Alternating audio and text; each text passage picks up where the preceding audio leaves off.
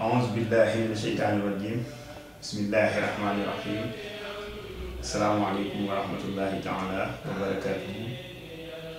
Donc nous sommes aujourd'hui en compagnie d'un frère, en l'occurrence Ibrahim Hamza, avec qui nous souhaitons partager son vécu, ses impressions, ses connaissances dans l'islam, également dans le mouridisme. Donc, sans tarder, je vais lui laisser la parole, qu'il se présente d'abord, et puis nous entrerons dans le vif du sujet. Ibrahim, bismillah. Bismillahirrahmanirrahim. Wassalatu wassalamu ala rasulihi sallallahu alayhi wa sallam. Assalamu alaikum wa rahmatullahi ta'ala wa barakatuh. Alors, je me présente, je m'appelle Ibrahim Hamza, je suis converti depuis à peu près 2010 et j'ai suivi le chemin de Mouridia, le chemin initiatique de l'élévation spirituelle de Cheikh Ahmed Bamba, Khadim Rassoul, en même temps que ma conversion. Parce que ma conversion est liée à Seyyid Touba. J'ai découvert l'islam en découvrant Seyyid Touba. Car quand on découvre Seyyid Touba, en fait, Seyyid Touba te fait un appel à l'islam. Tu n'es pas musulman. Et si tu es musulman, il te fait encore en fait un rappel à l'islam si des fois tu étais dans des pratiques, soit qui dépassent l'orthodoxie, soit dans des pratiques un peu fanatiques, on va dire. Car Seyyid Touba est un moudjadid. Et qui dit moudjadid dit une revivification de l'islam. Car Seyyid Touba, il n'a rien inventé, il a tout revivifié. Tous les mots qu'il emploie, même le mourid, il existait déjà du temps de l'imam Razali, qui avait déjà des mourides. Parce que mouride, on peut le prendre comme aspirant, mais aussi comme disciple. Et en français, les deux mots sont bons. Donc Seyyid Touba, voilà, qui est sénégalais, au début, moi, c'est vraiment, quand je suis venu, je n'étais pas musulman, c'est d'abord sa vie, moi, qui m'a plu. Son côté résistant contre le colonisateur, le français, en l'occurrence.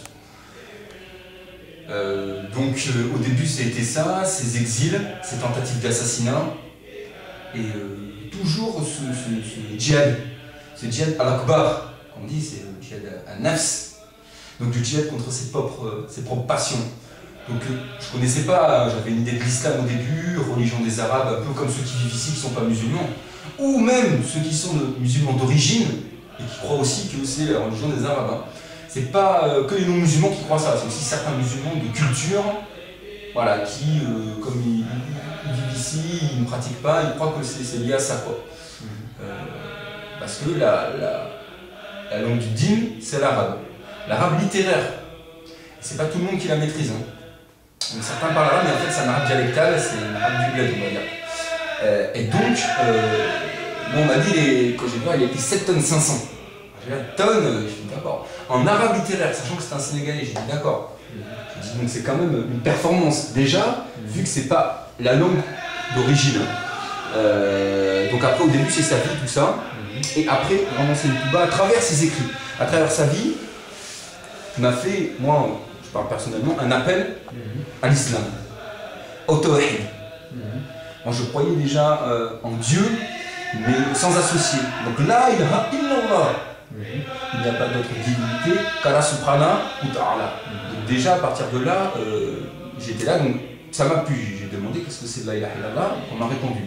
J'ai dit, d'accord, moi ça me plaît, parce que moi je crois en ça. Pour moi, la divinité ne se cache pas derrière une montagne, un homme ou un arbre, ou une statue. Donc à partir de là, voilà, j'ai dit d'accord. Mais c'est pas fini. Pour être musulman, il y a une suite. La ilaha illallah, Muhammad Rasulullah, sallallahu alayhi wa sallam. Et c'est là où je me suis dit, tiens, je ne connais pas. Et Seyyid Touba, il se trouve que c'est Khadim Rassoul. Donc, serviteur privilégié du prophète sallallahu alayhi wa sallam. C'est-à-dire qu'en arabe, le mot Khadim, c'est spécifique à un être humain. Pour Allah, on dit Abdullah.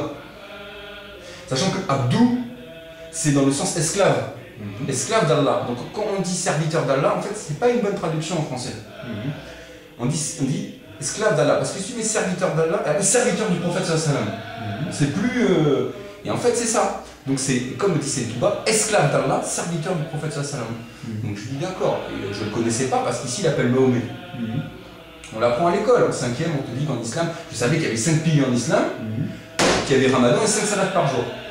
Je savais. Mais c'est tout ce que je savais. Donc, après, comme a dit Seine Touba, il faut d'abord s'instruire avant d'adorer. Donc, celui qui va adorer comme ça, sans savoir même ce qu'il adore, ça ne sert à rien. Donc, d'accord. Donc, à partir de là, moi, je suis revenu en France. Et après, à un moment donné, je dis bon, il faut que je me convertisse. Je me suis converti à l'islam.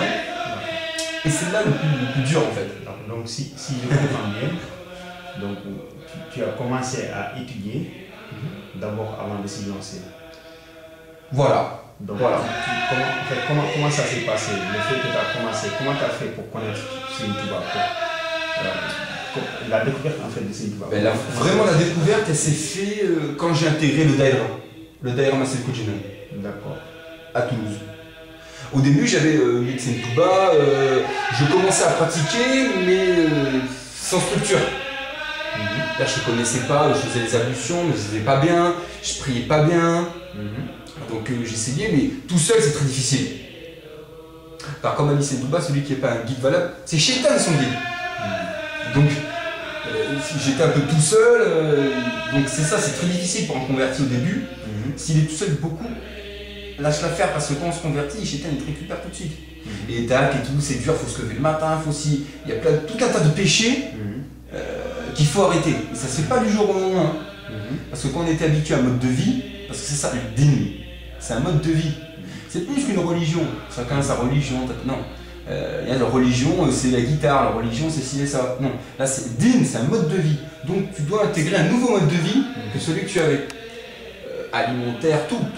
Donc au début, d'accord, donc il y a des choses faciles que tu arrêtes, il y a des choses plus difficiles. Mais il faut une structure, il faut des gens qui t'entourent. Comme dit le prophète sallallahu alayhi wa sallam, vous avez la religion de vos amis. Donc il y a des amis aussi, j'ai dû mettre de la distance, parce que je n'étais plus en phase. Et je voyais que ce serait dangereux pour moi de rester avec eux. Donc à un moment donné, j'étais reparti à Touba, au Grand Magal 2011. Et après quand je suis revenu, on m'avait parlé qu'il y avait un daïra. À Toulouse. Donc c'est un talibé, un pote talibé, qui m'a emmené jusqu'à Toulouse. Et là, j'ai demandé ce qu'il donnait des cours. Et là, c'est parti. Et c'est là où est le chemin, le ramram, comme on dit en Wolof, parce que c'est ça qui fait tout en fait. Parce que si tu comprends mal, tu pratiques mal. C'est clair. Donc à partir de là, comme je voulais suivre les enseignements de Seine Touba, il a des livres traduits. Parce que là j'apprends la langue arabe, je ne connaissais rien du tout au début. Et donc voilà, avec le viatique des adolescents, j'ai commencé. Donc c'est pour les adolescents. Moi j'avais déjà passé l'adolescence. Mais j'étais à ce niveau-là. Donc voilà, au début, apprendre à lire. J'ai commencé d'abord à savoir lire en arabe parce que le Coran est descendu en arabe. Donc quand tu lis le Coran, c'est en arabe. Si je lisais en français, mais ce n'était pas le Coran que je lisais, c'était une interprétation d'un homme en français. Donc, et on commence par ça, l'alphabet, tout ça. Après les actes, les ablutions, parce qu'il y a des actes obligatoires, méritoires. Au début, on ne sait pas tout ça. On nous apprend tout le mieux, mais on n'arrive pas à diviser tout ça. Donc après, petit à petit, à faire la salade, tout ça, et à fréquenter les Mbok talibés. Et c'est ça après ma personne qui m'a nourri, jusqu'à arriver à faire enfin un djéboulou, un baya, un pacte d'allégeance, pour vraiment être au plus proche de Seine Touba.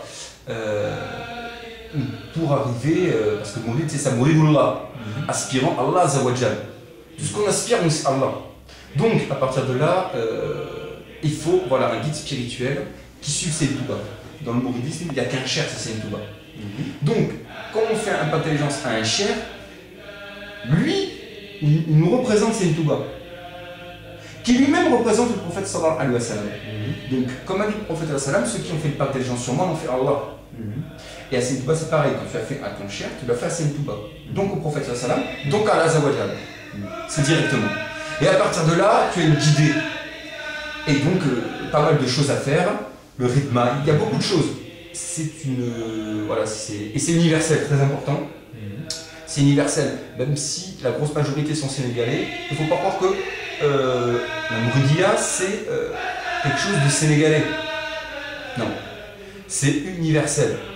Mais comme c'est assez récent, voilà, c'est normal que ça arrive petit à petit, quoi. Donc, voilà. Et la rythme, est-ce que tu pourrais l'expliquer un peu? Alors, rythma, moi, de ce que j'ai compris, il y a un hadith sahih du prophète sallallahu alayhi wa sallam, qui dit qu'au jour dernier, à un moment donné, il y aura un héros, quelqu'un qui appelle, qui a dit qui c'est qui a travaillé pour les créatures. Donc, Ridma, c'est qui a fait Ridma. Les créatures vont dire, ben moi, aller au paradis directement. Donc, c'est quelque chose d'authentique que même les Sahaba faisaient. Et justement, dans Khadim Rasoul, Khadim, il y a l'étymologie Ridma. Et c'est une touba dans un livre écrit par Sayyid Majalis, qui s'appelle Ridma. Il explique que Khadim Rasoul, en fait, dans le mot Khadim Rasoul, il est aussi Khadim de tous les musulmans. Donc, c'est ça. Et nous, en tant que Ridmatul Khadim, le Legaï c'est une touba, c'est ça en arabe, c'est Ridmatul Khadim. Donc, en travaillant pour cette touba, on doit être au service de tous les musulmans. Donc, c'est ça. Chose qui n'est pas facile, parce qu'il y a le nafs qui doit être brisé. On est mieux que personne. On est mieux que personne, et au contraire, le monde il se met toujours en dessous. Il y a des gens qui peuvent te dire, ah, t'es mieux que moi, alors qu'il a parcourisé le Coran, par exemple. Il est loin devant toi, mais il va toujours se mettre en dessous, d'où le salut. C'est, voilà, pour dire que voilà, tu es toujours mis en avant. Donc, pour ça, les termes s'appellent cher, s'appellent c'est une touba ligne. Mais les mots pour appeler on va dire les frères par les mots qu'ils aiment le plus. Donc, c'est ça. Donc, et c'est ça, c'est servir la communauté. C'est un peu ça, on est un peu un khadim du peuple, quoi. C'est vraiment, voilà, c'est ça, le côté humanisme se fait par le rythme. Donc, plus on approche et plus de la science et tout, voilà, parce que certains savants, comme explique Saint Touva, ils peuvent être orgueilleux par leur science. Car la science peut t'enorgueillir si tu ne travailles pas le cœur. Et rythme, c'est ça aussi qui te fait travailler. Tu peux avoir beaucoup de connaissances. Tu es mieux que personne. Tu n'es mieux que personne. C'est très important parce que la science peut être contre toi aussi au jour dernier.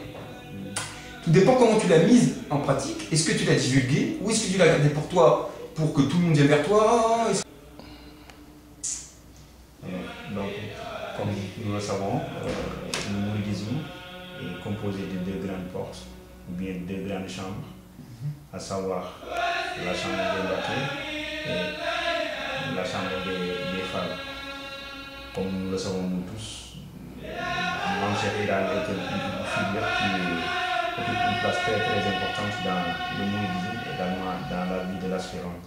Donc, étant quelqu'un qui a découvert le mouridisme et qui en a vu une voie qui te permettra de réaliser ce que tu veux dans l'islam. Donc, je pense que tu pourrais nous parler un petit peu de Mame Cheikh Ibrahima Fall. Qu'on appelle Baboun Mouridine, c'est ça. Donc Baboun, c'est-à-dire la porte donc, du mouridisme. C'est ça. Bon. Alors, moi j'ai une anecdote. Une anecdote de. Un jour, il y a Cheikh justement Abderrahman Lo. Il était connu pour, après la salle d'Aïcha, faire 100 rakas, réciter tout le Coran. Et puis c'est une touba, il faisait ses 50 rakas. Et à la fin, je crois qu'il faisait presque 2 rakas, mais en récitant le Mus'haf, le Coran en entier. Et un jour, on vient le voir. Et on dit, c'est lui, machallah, tous les soirs, comme ça, les nawafil, c'est une performance. Il dit, mais regardez, moi j'ai tout mon temps. Je suis là, posé. Non, allez voir plutôt Mame Cheikh Ibrahima Fall. Lui, c'est une performance. Parce qu'il passe de village en village, et il donne à manger, et il donne ci, il donne ça. Donc c'est quand même une bonne liaison avec le rythme. Disons que voilà, le rythme c'est quand même quelque chose de très dur parce qu'il faut savoir que Mame Cheikh Ibrahima Fall est un descendant de roi, son père est roi et c'est un prince. Donc il a plus d'argent que Saint Touba. C'était quelqu'un qui avait tout. Il faut savoir que c'est un érudit, il a étudié toutes les sciences islamiques. La langue arabe, tout. Il a eu plusieurs chouyours, ce qu'on appelle les chers tarlim. Donc, mais à un moment donné, il sentait le besoin, donc je passe un peu toutes les anecdotes, mais de trouver vraiment un cher qui l'élève spirituellement. On appelle un cher tarbiya, un cher tarqiya, donc un cher tarbiya, un cher éducateur, un cher et un cher tarqiya qui élève l'âme. Donc c'est des niveaux très hauts. Et il a fait plusieurs chouyours comme ça, plein cher. Et à chaque fois, il quittait, non ça ne lui allait pas. Et quand il est tombé sur Seine Touba, il a su que c'est celui qui cherchait. Parce qu'à la personne de Seine Touba, il a vu que c'est lui qui allait l'élever spirituellement. Donc il a voulu travailler pour lui, faire tout pour lui. Donc y compris quand Seine Touba est parti en exil au Gabon, c'était en 9 mois. C'est lui qui a commencé, parce que beaucoup croyaient que le Cheikh n'allait pas revenir. Mais même Cheikh Ibn Alpha, lui, a toujours cru qu'il allait revenir. Donc il a commencé à défraîchir Touba, pour mettre tout en place. Donc voilà, à délaisser tous les biens matériels, à délaisser la dunya qu'il avait sur un plateau d'argent, étant donné qu'il était fortuné. Et pour justement travailler pour Seine Touba, faire ce travail de ridma qui justement le caractérise. Le caractérise parce que tout ce qui était science islamique et tout, il connaissait. Et justement, ce ridma, il va lui faire pour quelqu'un d'authentique qui est Seine Touba. Donc voilà, il a voulu voilà, montrer ça. Et c'est dans le sens, en tout cas, moi je pense que c'est l'apport du Mouridisme, dans le sens que au niveau du ridma, il a montré aux gens qu'est-ce que c'était le ridma. Comment profiter. Voilà, comment se comporter avec son cher, comment être avec lui. Il faut savoir que, par exemple, le mettre un peu plus haut, ne pas parler la voix Et haute. pourquoi on l'appelle Bab el-Mouridina? Dans le sens au niveau du ridma. Voilà. C'est-à-dire qu'au niveau du ridma, il a montré l'exemple. Qu'est-ce que c'était? Comment ridmatul khadim? C'est quoi le ridma? Il a montré, c'est ça dans le sens Babul Mouridim. Pour moi, c'est ça, voilà, même Cheikh Ibn Alpha, qui le caractérise, c'est le ridma. Il a montré qu'est-ce que c'était le ridma, comment on le faisait. Et le ridma, c'est aussi le comportement avec son cher. C'est-à-dire comment tu n'élèves pas la voix. Tu n'allonges pas, tu as une bonne posture. Et ça, on voyait déjà ça, c'est des sahaba. Un jour, il y a un sahabi, il a passé 10 ans avec le prophète sallam, 10 ans, et on lui demande, décris-le-moi, comment il était. Et ce sahabi-là, il a dit, j'en sais rien, je suis resté 10 ans avec, je ne peux pas te le décrire. Pourquoi? Parce qu'il ne levait jamais les yeux. Il était toujours en respect comme ça. Toujours à l'affût. Donc, c'est ce qui était déjà. Et même Cheikh Ibn Alpha caractérise ça, le talibé, dans le sens poursuivre un travail pour son cher, au niveau du comportement comme au niveau du travail. En tout cas, voilà, c'est tout ce que... Nous te remercions beaucoup d'avoir partagé avec nous ton expérience, ton vécu, avec tous les membres du Daara Massalikul Jinaan de Toulouse et du Daara Mame Cheikh Ibrahima Fall également de Toulouse.